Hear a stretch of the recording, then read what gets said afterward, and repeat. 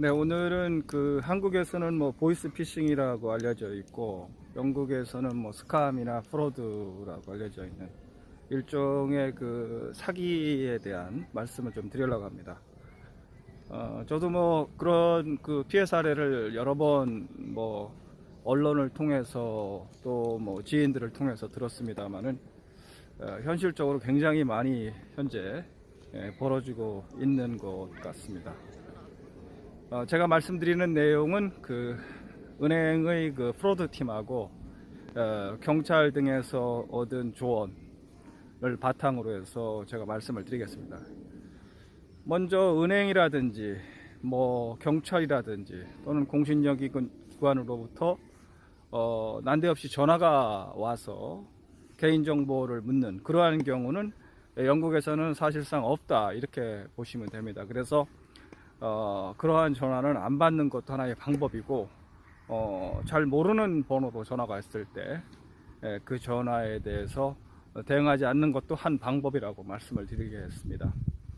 그리고 일단 전화를 받았는데 그러한 경우가 벌어졌을 경우에는 내가 지금 그 전화를 받을 수 없는 상황이니까 연락처하고 담당자 이름을 알려주면은 내가 다시 전화를 주겠다, 이렇게 했을 경우에 사기를 치는 사람들은 가급적 일을 빨리 진행을 시키기 위해서 이것에 응하지 않습니다.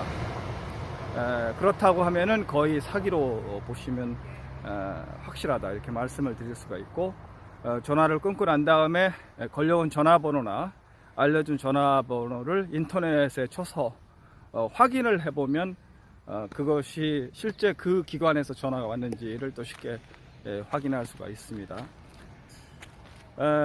그리고 일단 피해를 당했을 경우에는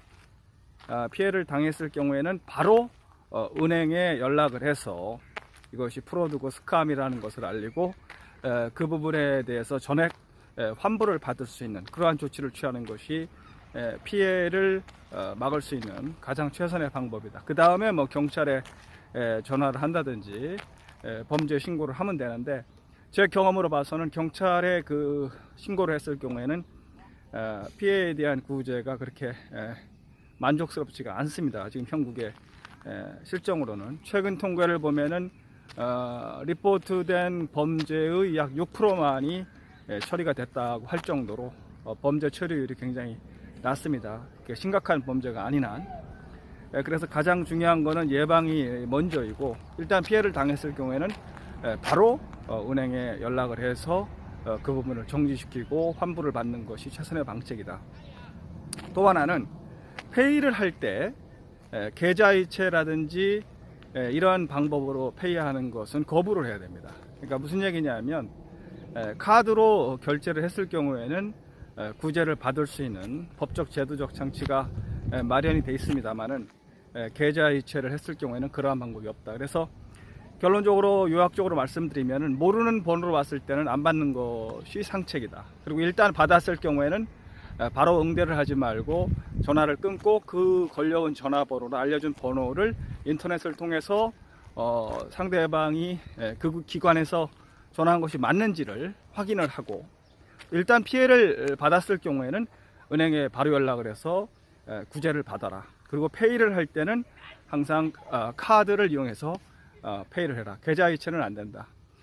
이러한 말씀을 드리고, 경찰이나 뭐 시티즌 어드바이스 뷰로라든지 이런 곳에서는 적절한